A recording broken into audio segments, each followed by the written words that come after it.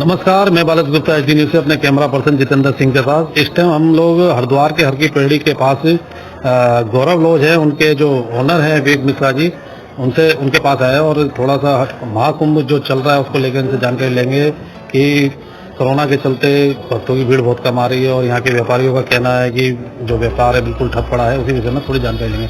तो मिश्रा जी, सबसे पहले तो एचडी न्यूज में आपका बहुत बहुत स्वागत है। धन्यवाद। मिश्रा जी, चूंकि महाकुंभ चल रहा है और ऐसे में यहाँ लाखों श्रद्धालु आते हैं कुंभ में नहाने के लिए, लेकिन ऐसा कुछ देखने में नहीं आ रहा है, भीड़ भी बहुत कम है।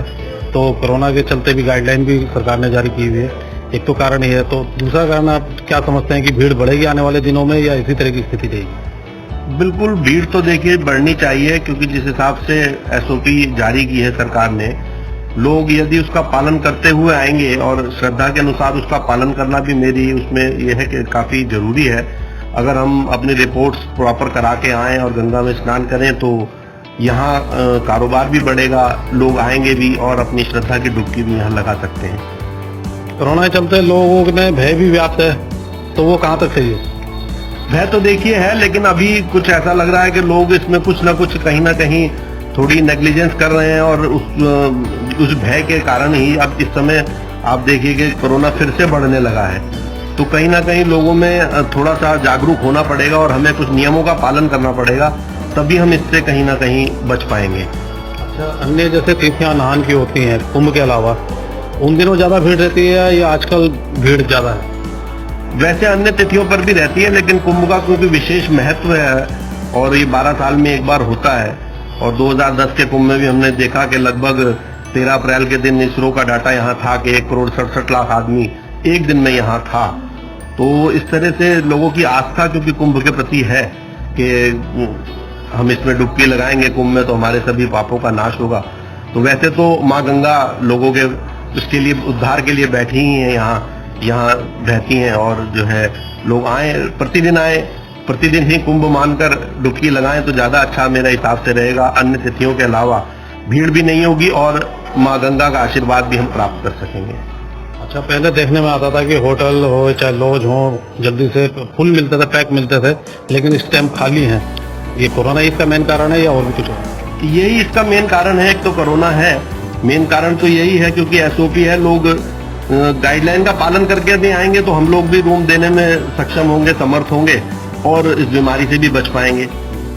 आप कुछ संदेश देना चाहेंगे ऐसे में जनता को? मेरा संदेश यही है कि आप आएं, हरिद्वार में आपका हार्दिक स्वागत है। आस्था की डुबकी आप लगाएं। खूब व्यवस्था शासन प्रशासन द्वारा की गई है, इन सभी नियमों का पालन करते हुए और जागरूकता के साथ और अन्य लोगों को भी जागरूक करते हुए कि हम जन जागरण चलाकर इस बीमारी से किस प्रकार से छुटकारा पा सकते हैं, वो करते हुए आए और मां गंगा से आशीर्वाद लें कि इस बीमारी से जल्द ही जल्द हमारा पीछा छूटे। तो इसी कड़ी में हमारे साथ एक और व्यापारी जुड़ गए। भाई साहब का शुभ नाम क्या है? मेरा नाम भारत भूषण शर्मा जी। तो आपके यहाँ पे क्या होटल वगैरह दुकान है? मेरी एक छोटी सी दुकान है यहाँ पर जी। किस चीज की दुकान है भाई साहब? Artificial jewellery. जी। अच्छा, अन्य दिनों की तुलना में देखने में आ रहा है कि श्रद्धालु बहुत कम संख्या में आए हैं, तो आपको क्या लगता है कि इसी तरह चलता रहेगा या आने वाले दिनों में संख्या बढ़ेगी, तो व्यापार अपने पटरी पर आएगा? नहीं, आजकल थोड़ा सा व्यापार थोड़ा कम हो गया है क्योंकि जो गाइडलाइन चल रही है उसके तहत। वैसे तो नॉर्मली इस समय बहुत अच्छी भीड़ हुआ करती थी और गंगा माई के आशीर्वाद से आगे भीड़ भी रहेगी।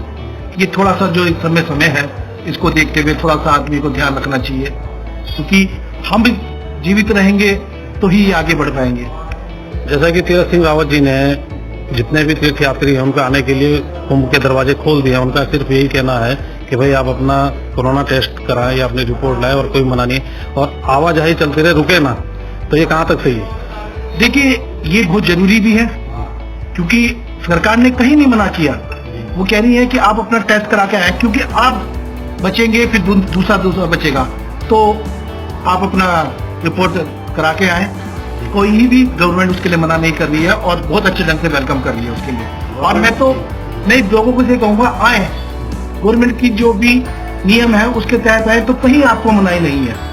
आप आए और हम हरिद्वार वाले आपका स्वागत करते हैं। माँ गंगा के आशीर्वाद से सब ठीक रहेगा। जैसा कि उत्तराखंड गवर्नमेंट ने 72 घंटे की परमिशन दी है, उनका ये कहना है कि जो भी श्रद्धालु आए हरिद्वार में रुके ना, जैसे पहले एक हफ्ते 15 दिन रुकते थे, तो उससे क्राउड बढ़ जाएगा। आप आए, दर्शन करें, नहा के चले जाएं, उसमें क्या होगा, आप गए फिर दूसरे लोग आ जाएंगे तो भीड़ भी नहीं होगी और श्रद्धालुओं की जो क्वांटिटी संख्या है वो भी पूरी हो जाएगी। लेकिन ऐसे में होटल व्यवसायी जो है वो थोड़े नाराज हैं। उनका ये कहना है कि हमारे जो व्यापार हमारा उठता था अन्य सीजन में वो बहुत घाटे में जा रहा है। इस विषय में आप क्या कहेंगे? देखिए, देखने में अगर हम विचार करें तो वैसा है ही, क्योंकि पिछले साल भी होटल व्यवसाय बिल्कुल बंद रहा और सबसे ज्यादा मैं समझता हूं कि इस कोरोना काल में अगर किसी व्यवसाय को फर्क पड़ा है तो वो होटल व्यवसाय है, क्योंकि होटल व्यवसाय बहुत सारे संबंधित विभागों से जुड़ा होता है। बहुत सारे होटल व्यवसाय में कई प्रकार के वो है कि हमें उनके पालन करने पड़ते हैं, नियमों के पालन करने पड़ते हैं। तो व्यवसाय बिल्कुल ठप था।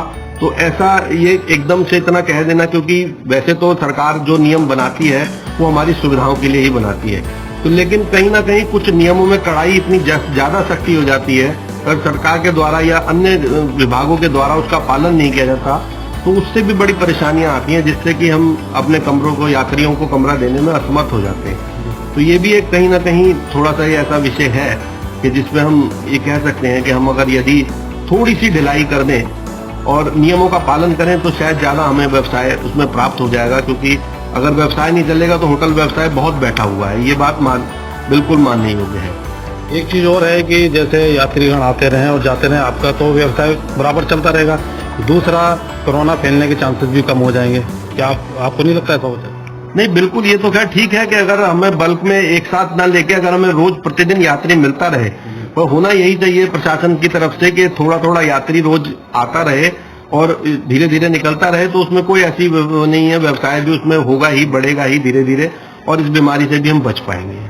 आपको क्या लगता है भाई साहब, अगर यही नीति चलती रहे तो आपके व्यापार पे कोई फर्क पड़ेगा या ठीक पटरी पे आ जाएगा? देखिए, ये जितने भी स्नान होते हैं हम सोच रहे कि हम करवाने, नहीं, ये गंगा माई करवाती है। और यह मानना यह है कि जैसे भी यात्री आता है उसको बिल्कुल वहां घाटों तक लाएं, स्नान कराएं, क्योंकि वो यदि अपनी रिपोर्टें लेके आता है तो उनको फ्री कर दिया जाए।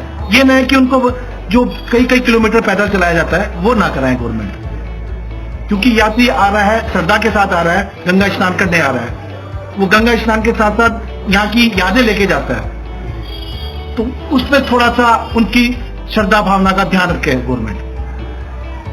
तो अभी आपने हमारे साथ हरिद्वार के एक तो होटल व्यवसायी दुकानदार को सुना आपने, उनकी भी कुछ शिकायतें थी, लेकिन वो सरकार के साथ पूरा समर्थन करने के लिए तैयार हैं और इस बात में वो भी सहमत हैं कि यात्री आते रहें, जाते रहें, लेकिन रुके ना।